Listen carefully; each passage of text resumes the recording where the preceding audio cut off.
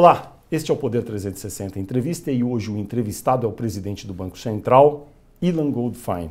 Ilan Goldfein é economista e professor, tem 52 anos e nasceu em Haifa, em Israel.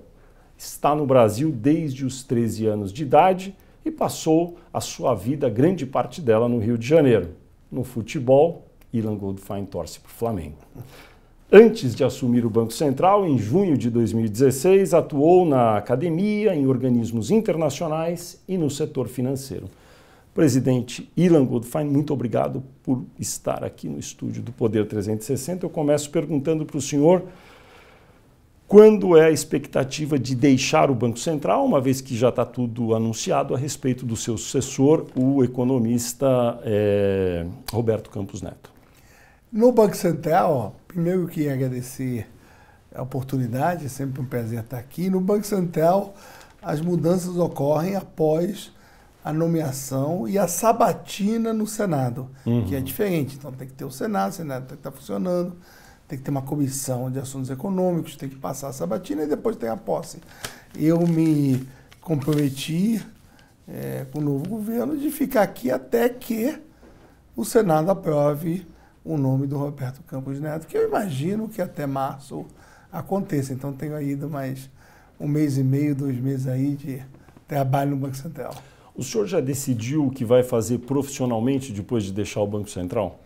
E por enquanto eu estou focado no Banco Central, tem janeiro, tem fevereiro, tem comecinho de março. Depois temos uma quarentena. O presidente do Banco Central tem quarentena de 6 meses, onde, é claro que você pode fazer trabalhos acadêmicos, mas qualquer outro trabalho fora da academia tem conflito de interesse e, portanto, tem que esperar 6 meses. Logo depois da eleição, os integrantes da então nomeada equipe econômica disseram várias vezes em conversas com os jornalistas que havia uma possibilidade de o senhor permanecer à frente do Banco Central. Houve uma conversa nesse sentido? Não, sempre, durante todo o processo houve conversas, seja para esclarecer o que está acontecendo na economia brasileira ou para falar do futuro, mas no final das contas resolvemos, como um acordo, que já é o momento de eu partir para uma nova era. Muito bem. Presidente, a taxa básica de juros no Brasil está na sua mínima histórica agora, neste momento. A inflação ficou abaixo do centro da meta, de novo, como a gente sabe, em 2018. Por que, nessas circunstâncias, a recuperação econômica não veio num ritmo, como alguns até esperavam, mais robusto? Porque a política monetária não é a única determinante do crescimento. A política monetária, ela às vezes é estimulativa, como acredito que ela esteja agora. Então, ela gera mais crédito, mais financiamento por exemplo, a bens de consumo, enfim, ajuda no mercado de capitais, estimula, mas depende de algumas outras questões. A economia brasileira ela teve uma recessão profunda 2 anos seguidos, chegou a cair 7,5%, e a recuperação, quando ela ocorre num processo que a gente chama de desalavancagem, que é um processo onde está todo mundo reduzindo suas dívidas, dos excessos, leva mais tempo. Isso a gente já sabe de uma experiência internacional. Temos também uma economia que está precisando de reformas fiscais, reforma de produtividade. Isso faz com que as empresas elas adotem uma atitude de esperar um pouco antes de investir. Então nós temos o consumo que está indo relativamente bem, mas o investimento é um pouco mais devagar. O consumo começou antes, o investimento só depois começou a andar. Então falta ainda uma certa completar o ciclo de reformas para depois conseguir ter mais investimento, mais consumo e com isso crescimento maior. Sem contar do lado da oferta, que se você faz reforma do trabalho, reforma da educação, isso gera o crescimento de produtividade e você consegue crescer sem inflação. Quando o senhor assumiu, havia uma crítica em relação à taxa de juros que ainda produzia uma taxa de juro real muito alta no Brasil. E a gente até discutiu isso numa entrevista anterior. Claro. Hoje, A taxa de juro real no Brasil, na comparação com o que é, na comparação com outros países, na sua avaliação, chegou num patamar desejado e o país deixou de ser, inclusive, o líder nesse ranking? Olha, nós passamos décadas onde liderando campeão dos juros reais, nós já não somos os campeões. É verdade. Estamos lá no grupo dos emergentes. Não temos um juro real baixo, mas também não somos os mais altos. Na medida em que o risco Brasil continuar a cair, acredito que a gente vai reduzir o juro real mais ainda, principalmente, não na taxa básica, mas principalmente nas taxas bancárias, nas outras taxas de empréstimo mais longas. Né? O senhor mencionou o risco Brasil. Sim. Recentemente, né, não muito tempo atrás, o Brasil perdeu o grau de investimento. Na sua análise, quantos anos, considerando um cenário primeiro um otimista, um médio e um pessimista, para o Brasil recuperar esse grau de investimento? Eu acho que leva anos para fazer isso. Mesmo numa perspectiva otimista? A perspectiva otimista significa levar menos anos, mas não são questões de meses, são anos. O que pode acontecer, e já está começando a acontecer, é que o risco medido no mercado financeiro, por exemplo, no CDS, que são os... Já caiu demais. Já está caindo, então, por exemplo, já está com 180 e poucos pontos. Então, isso já indica que, mesmo que as agências de classificação levem mais tempo, que elas costumam levar mais tempo, o mercado, o custo, já está começando a cair. Entendi. No caso do dólar, teve alguma instabilidade grande agora na transição de governos e nesse início de governo sobe e desce, assim, variou bastante. Você acha que a gente deve esperar que esse ano seja um ano realmente de alguma instabilidade na taxa do dólar por conta do cenário geral? No ano passado, além dessas questões de eleição, teve também uma questão internacional. Justamente.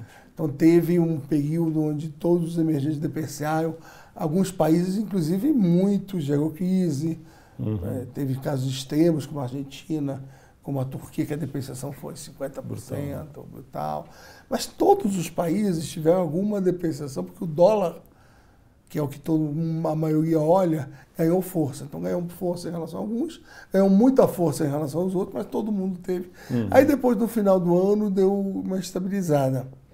Isso vindo de fora. De dentro teve o que você comentou, que é a questão interna. Então, esse ano vai ser igual, vai ser uma combinação dos fatores externos com os fatores internos também.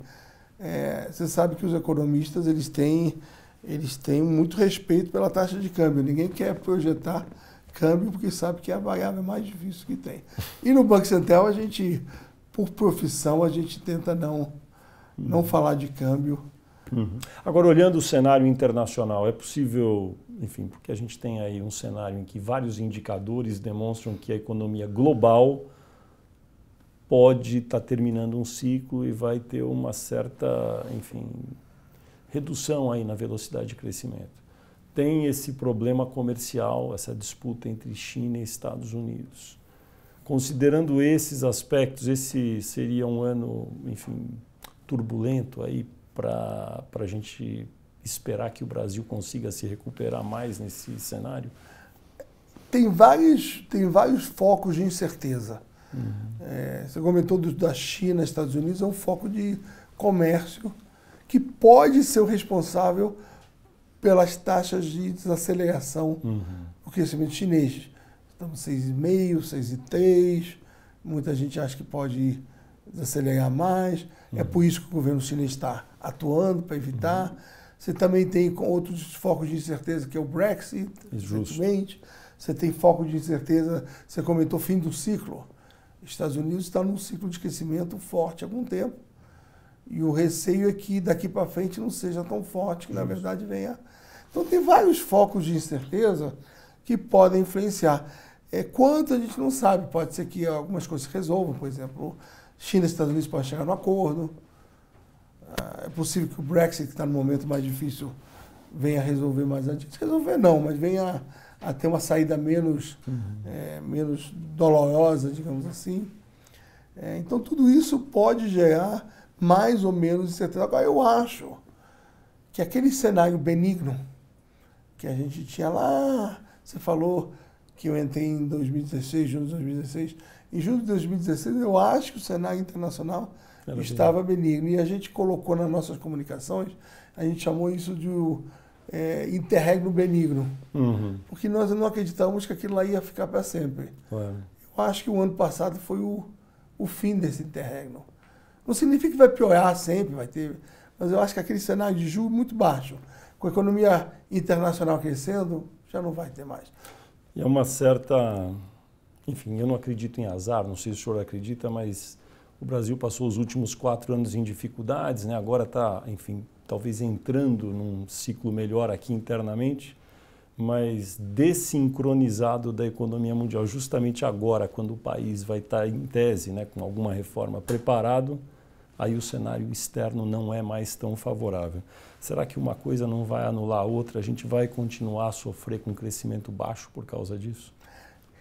Eu acredito que o que a gente fizer vai nos ajudar muito. Se a economia global estiver ok, isso vai permitir um crescimento mais forte. Mas... E se a economia global não estiver crescendo tão bem, fazer o dever de casa aqui vai nos ajudar muito para evitar qualquer turbulência. Você está num período onde o Brasil ser visto como uma economia que está recuperando, que ajustou o fiscal, que fez a reforma da Previdência, mesmo com o cenário ruim, vai ser benigno. No setor bancário, o Banco Central, sob seu comando, tomou algumas medidas para tentar estimular a competição, para melhorar o ambiente todo, tentar criar condições do juro para o consumidor final ser menor, etc. Algumas medidas dependem do Congresso. Por exemplo, tem uma delas que está lá até ainda para votação, que é o cadastro positivo. Que outras medidas, embora o senhor esteja de saída, mas que o Banco Central neste ano poderia tomar para ajudar a acelerar esse processo de maior competição no setor bancário e fazer com que o juro para o consumidor seja de fato mais baixo? Que não dependam do Congresso.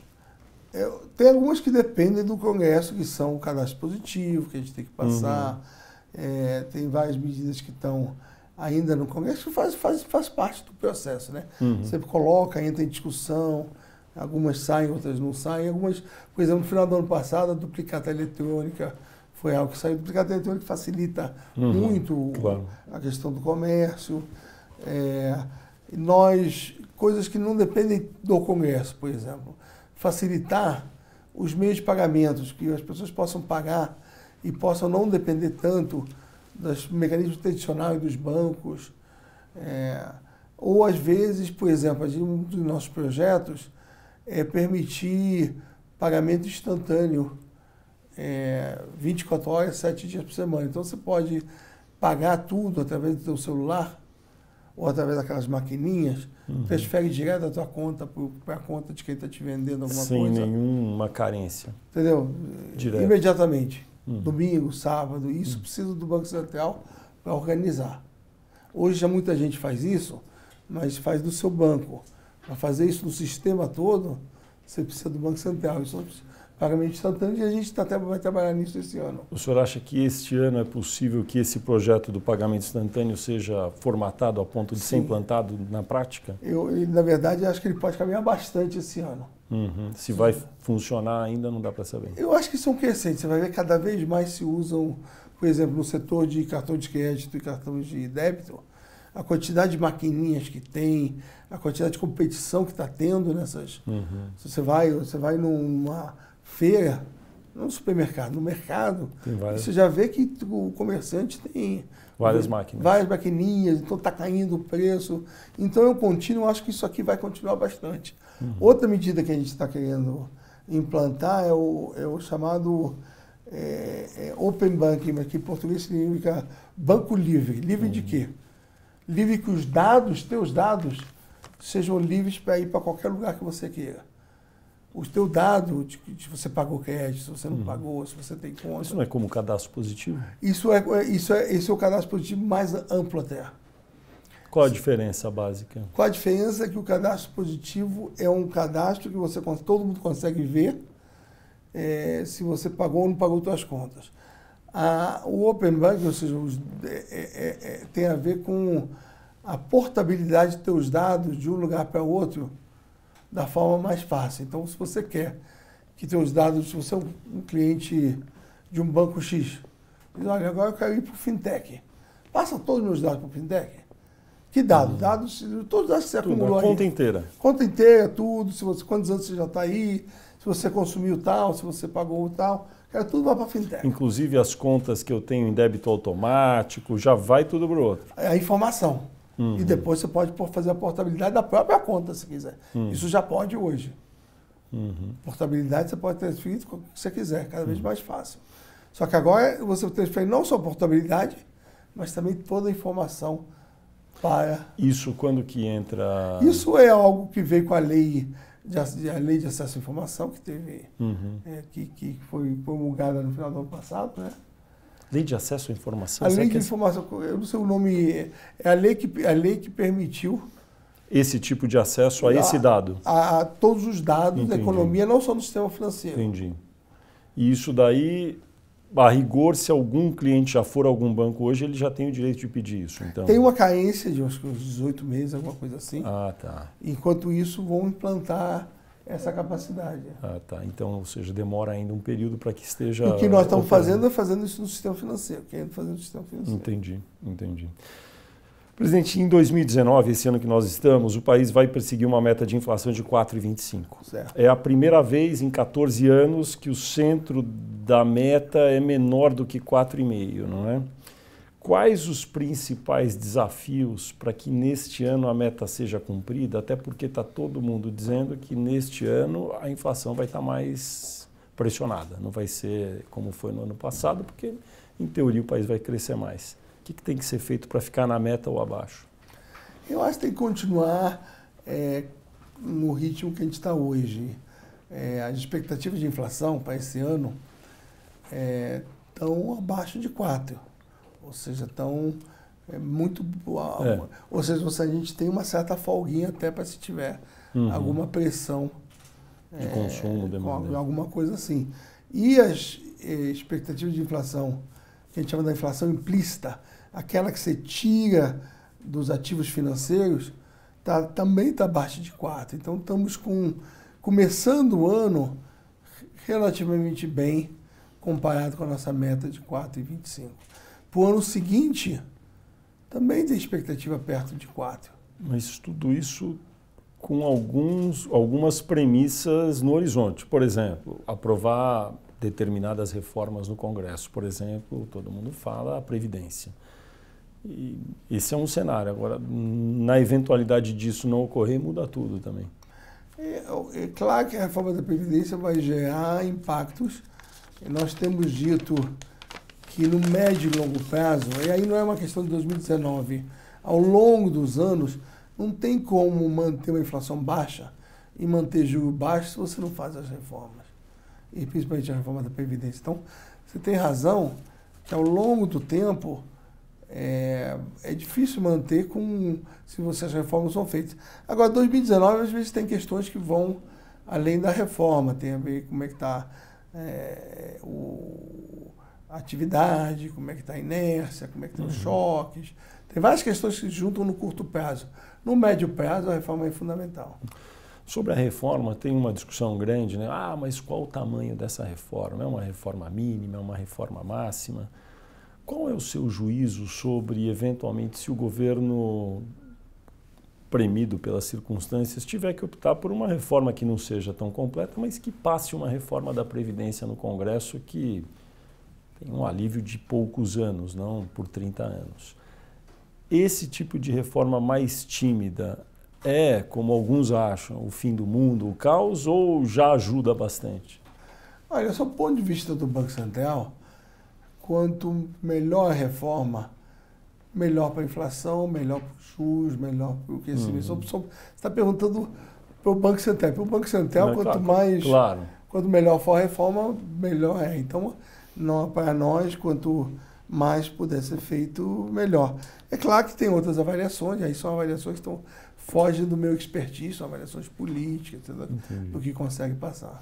Porque tem essa discussão mesmo no mercado, né? Tem um discurso muito de, se a reforma não for desse jeito, para valer por pelo menos 30 anos, não adianta nada. E alguns acham, olha, de fato, o mundo ideal seria realmente ideal. Agora, em não sendo possível isso, será que uma reforma, pelo menos que dê um alívio de 5 ou 6 anos, já não vai ajudar um pouco? Será que o mercado vai receber isso muito mal se isso acontecer, o senhor acha? Aí tem que avaliar o mercado. O mercado tem expectativas de ter uma reforma aprovada. É difícil dizer que tipo de reforma, porque cada um tem que falar. Mercado, na verdade, é um conjunto. O que é o mercado? É a formação de preços de milhões de pessoas que estão participando dessa economia.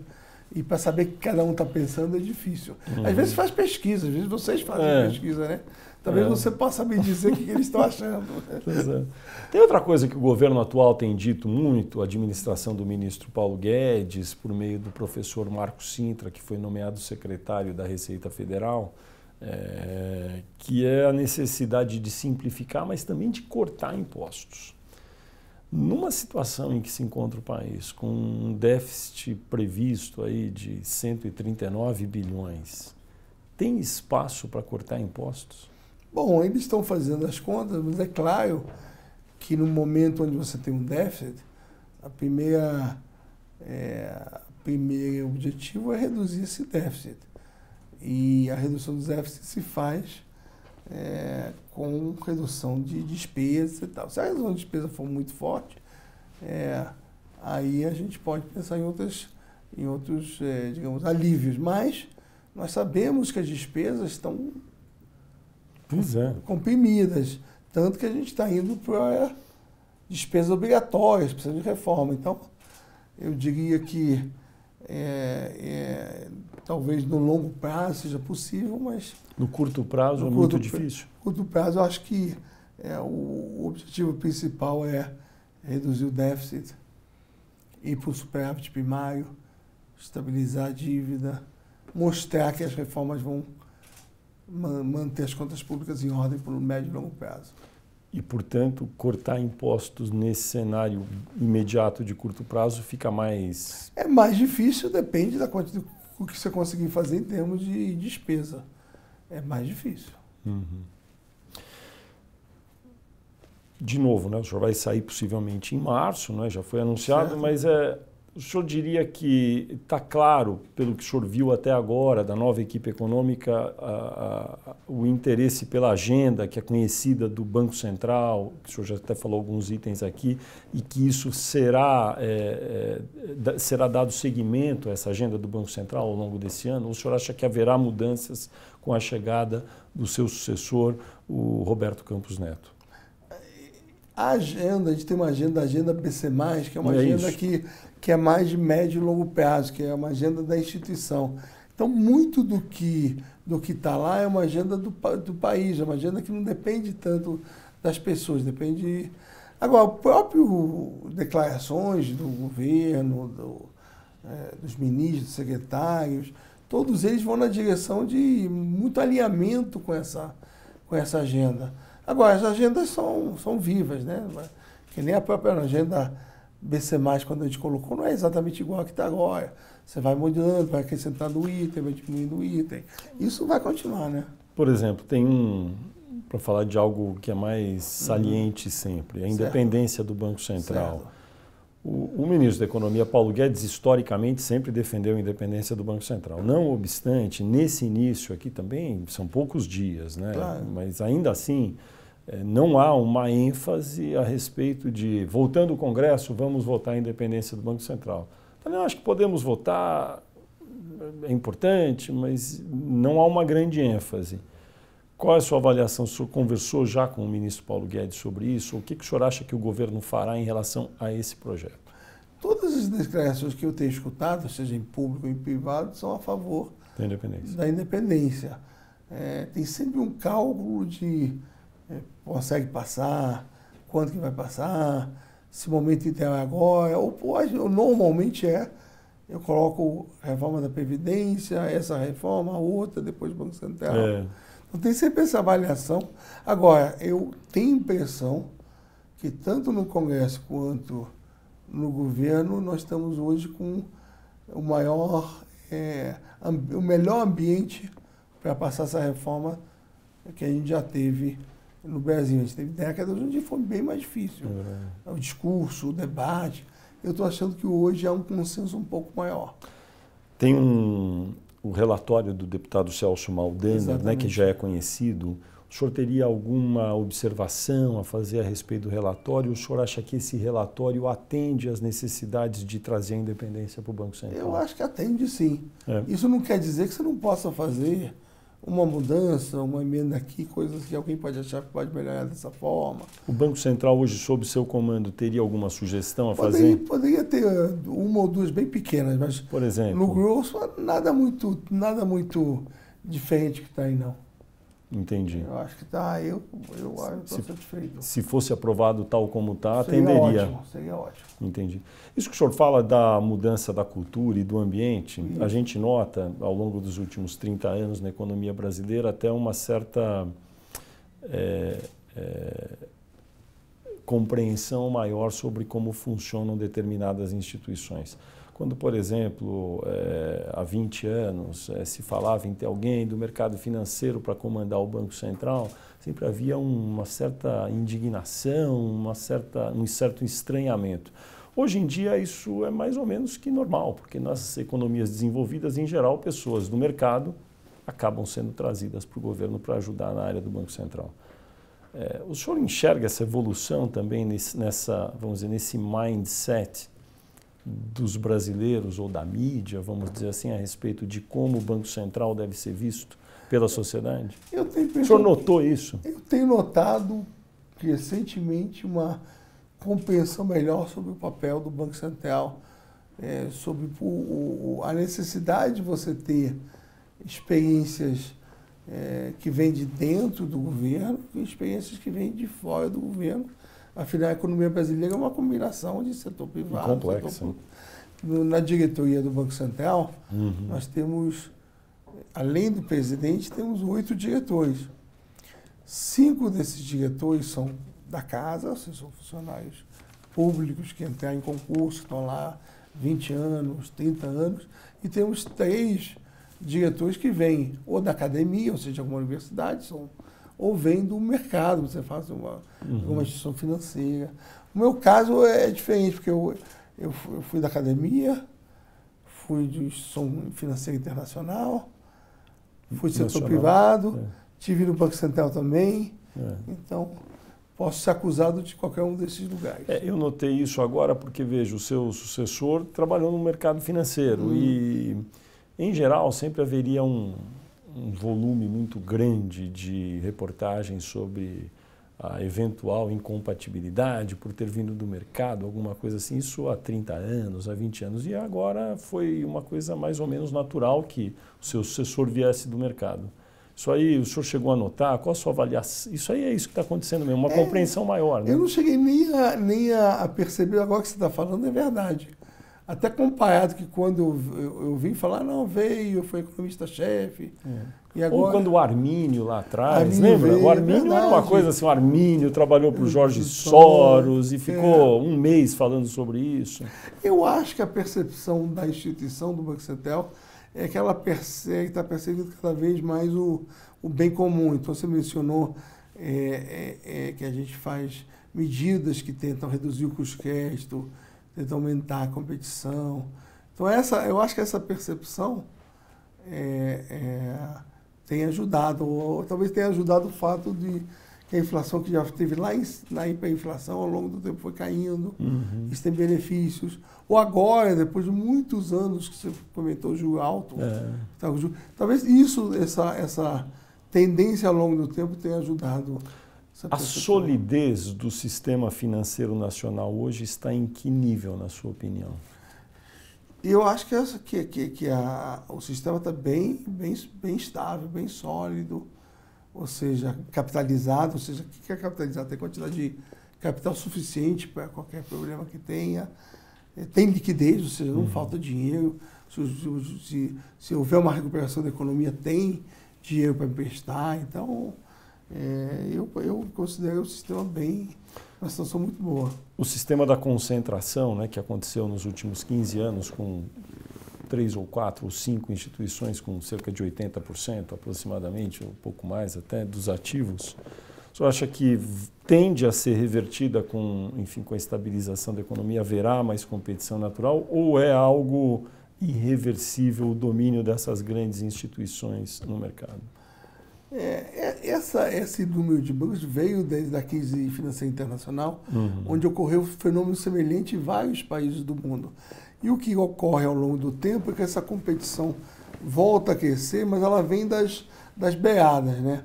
Vem das fintechs, vem de quem inventa algo que é uma competição a um modo tradicional de fazer. Vou dar um exemplo. Você tem muito das nossas contas bancárias eletrônicas hoje. Cada vez mais se abre mais conta eletrônica e menos conta físicas. Tem alguns bancos que oferecem a conta bancária, oferecem todos os serviços sem cobrar, são eletrônicos, não é? E alguns oferecem por um período, depois daquele período de um trial ali, depois eles passam a cobrar. Agora tem alguns que oferecem para sempre isso. Fica uma dúvida se não está se formando uma bolha, porque como é que esses bancos vão rentabilizar? Elas rentabilizam, quase como em outros setores da economia, onde você tem o serviço do aplicativo que é de graça. Você acaba rentabilizando de outra forma. Nesse caso, se tomar algum empréstimo ou pedir algum serviço que não seja aqueles tradicionais, acaba rentabilizando a operação. Mas será que isso, olhando algumas instituições, tem umas que têm já na casa de 1 milhão de contas e de graça, não cobram para ter a conta, não cobram para fazer DOC, para fazer TED, para fazer nada. E a imensa maioria certamente entrou porque não vai pedir empréstimo, nada, só quer ter a conta e o cartão. É claro que... Se elas não pedirem empréstimo nunca, essa instituição está frita. Não. Se houver, digamos, um período, ninguém for tomar nenhum outro serviço, é claro que não se viabiliza.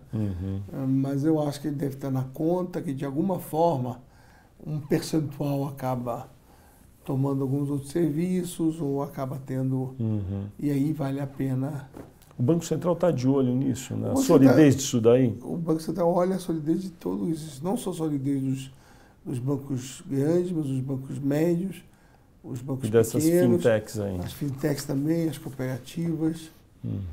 No momento, a nossa visão é que o benefício desses grupos menores, através da competição, de gerar redução de custo para as pessoas, porque afinal a pessoa quando paga menos tarifa gosta, quando paga menos. Então isso gera uma competição que é saudável.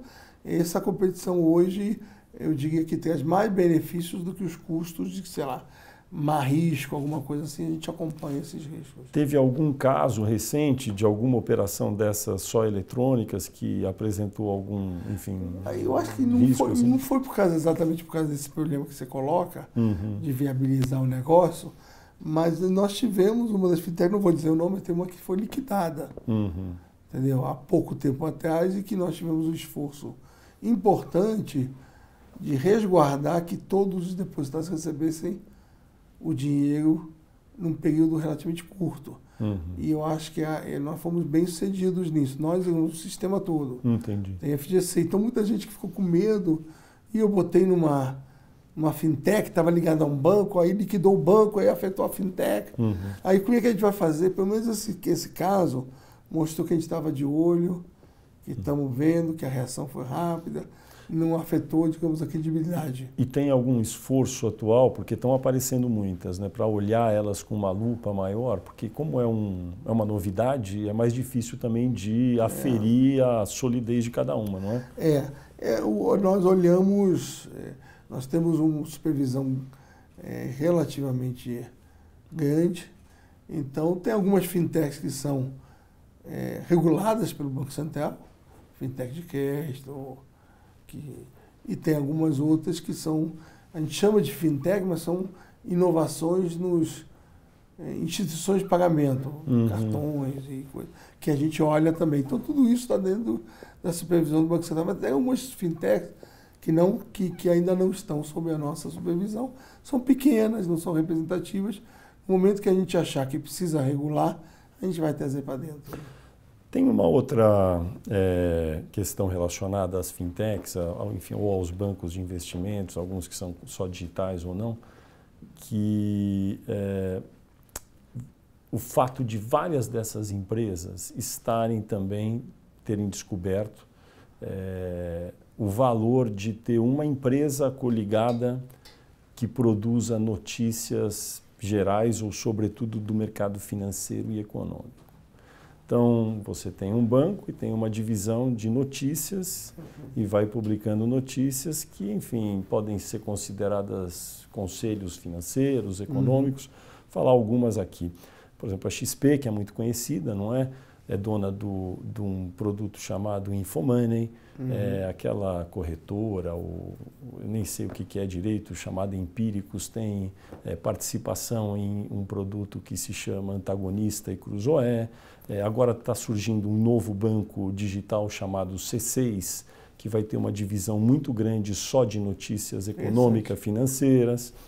E esse é um mercado que eu não conheço, por exemplo, nos Estados Unidos. Eu não conheço um banco que tenha um portal de notícias, um jornal digital para falar sobre o que está acontecendo no mercado. Qual o seu juízo sobre isso? É interessante esse desenvolvimento. Uma observação que eu posso fazer é que mercado financeiro e notícias andam juntos o tempo todo, conteúdos. Porque a valorização de qualquer ativo, ele precisa de conteúdo, ele precisa de informação. E você pode oferecer ele dentro ou pode oferecer ele fora, mas que a busca dessa informação, ela precisa estar. Mas deixa eu problematizar um pouco. Vamos lá. Uma coisa é, digamos, os meios tradicionais de comunicação, digamos, a TV Globo, o Jornal Globo, o Jornal Estado de São Paulo manda um repórter para acompanhar algum desenvolvimento político, econômico, ou em Brasília ou em algum outro lugar. A outra é um banco que contrata, digamos, um jornalista, que se apresenta como jornalista, porque ele é um jornalista, claro, apura uma notícia, começa a apurar uma notícia e descobre uma coisa muito importante, o que a gente chama de furo no mercado de jornalismo. Quando essa notícia é publicada, ela afeta o mercado. Perfeito. Se eu sou um banco, eu sei dessa notícia antes de publicá-la. Eu acho que se você for na linha de não ter independência, a premissa aqui é que eu não sei muito desse mercado, mas eu tô é uma coisa nova, realmente. Eu estou atuando em função do que você está me colocando. Essas informações, se elas são vistas como não neutras, ou seja, se você está contratando algo que não seja visto como independente, ou que as informações não sejam neutras, ou que tenha algum viés, ou que essas informações acabem sendo transmitidas antes por um veículo do que o outro, ela perde a reputação. E se ela perde a reputação, ela não consegue mais se manter. Porque toda a ideia de alguém escutar essa informação é que ele acredita que aquilo lá tem uma certa neutralidade e independência, né? É uma situação nova. Eu também não sei como dizer, eu também não saberia dizer o que fazer a respeito dessa situação, mas ela de fato existe. Digamos, por exemplo, nós sabemos que houve um caso muito rumoroso, que foi uma conversa que o empresário Joesley Batista teve com o presidente Michel Temer e que foi publicada pelo jornal O Globo, que é um veículo de comunicação, uma empresa tradicional de comunicação do Brasil, foi publicado no início da noite. Digamos que isso, enfim, como agora há a proliferação de veículos de comunicação que são de bancos e de corretoras e de fintechs, que essa informação tivesse sido descoberta à tarde por uma dessas fintechs. Publicaria à noite, mas à tarde ela já saberia e, enfim, ela legitimamente tem uma empresa de jornalismo, só que ela saberia que possivelmente ia ter uma queda na bolsa. Se ela usar essa informação, ela poderia ser agora a gente nunca vai saber se ela não, usou. Não, você pode saber se quem ela está ligada, se atuou antes. Isso é uma questão de inside information que é bem olhado, inclusive em alguns casos, exemplos recentes, esse exemplo que você colocou, teve também a busca de se houve informação privilegiada anterior. E tem investigações, condenações. Então isso vai continuar. Se você faz algo que usa uma informação privilegiada antes, Agora é um desafio grande, não é? Porque o Banco Central nunca enfrentou uma situação dessa. Está acabando de acontecer essa conjuntura nova. Hein? Tem a CVM, que é o que é o xerife, né? Xerife disso, que olha e tal. Mas o Banco Central, nós, assim, de uma forma geral, você tem colocado algumas questões que são desafios dessas inovações. Mas, em geral, nós estamos felizes em ter, no momento, entradas substanciais de firma, de gente que está inovando, gente que está desafiando. Você colocou a questão da concentração. Então, para nós é importante que tenha gente que está entrando, que está saindo, que desafia o modelo, que barateia. Então, no momento, a gente, apesar desses riscos, as questões que você está colocando, a gente acha que essas fintechs são bem-vindas no Brasil. Deixa eu voltar, só dar um rewind aqui para aquela questão da economia mundial. Sim. Tem algum item ou algum aspecto da economia mundial que o senhor acha que é um pouco mais dramático e que vai influenciar mais o Brasil neste ano de 2019, daqueles que já mencionamos? Acho que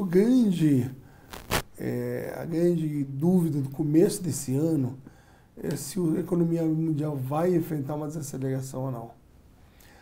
Não acho que a desaceleração vai ser forte nos Estados Unidos, porque os Estados Unidos está num momento de boom, de crescimento, desemprego baixo. Mas a grande questão, acho, é, de novo, a China. Como nós temos o comércio relevante com a China, a desaceleração mundial para a gente é o que acontece na China e se isso vai gerar algum impacto nos preços das commodities e se esses preços das commodities vão acabar influenciando a nossa economia. Então, acho que eu diria que esse é o risco hoje. No ano passado, começou o ano com uma preocupação inversa. A preocupação os Estados Unidos estão crescendo forte demais. A inflação vai subir. O juro vai subir forte. E aí, quando se fala de juros subir, mundial subir, nós tivemos todo o primeiro semestre do ano passado com aquele desafio. Então, a gente está começando o ano com um risco global quase que oposto ao risco que a gente identificava em 2018. Entendi. Deixa eu fazer uma pergunta um pouco fora da sua área. O senhor se encontrou, eu li na mídia, com o primeiro-ministro de Israel, Benjamin Netanyahu, quando ele esteve aqui no Brasil por causa da ocasião da posse do presidente Jair Bolsonaro. O presidente Jair Bolsonaro manifestou já mais de uma vez, mas não disse exatamente quando nem como, transferir a embaixada brasileira de Tel Aviv para Jerusalém. O senhor considera essa uma boa decisão? Eu, como presidente do Banco Central, não vou me manifestar em questões políticas. Eu sei que tem os dois lados aí da discussão. É uma discussão interessante, importante, mas eu vou deixar para os responsáveis pela política externa do Brasil se manifestar sobre isso. O senhor vai deixar qual conselho para o seu sucessor, o Roberto Campos Neto? Eu acho que ele não precisa de muitos conselhos. É um economista capaz, com muita experiência do sistema financeiro, experiência internacional. Então, não tenho muito o que aconselhar, só seja o que ele é e acho que vai dar certo. Presidente Ilan Goldfein, queria agradecer a sua presença aqui no estúdio do Poder 360. Muito obrigado. Obrigado a vocês pelo convite, foi muito bom.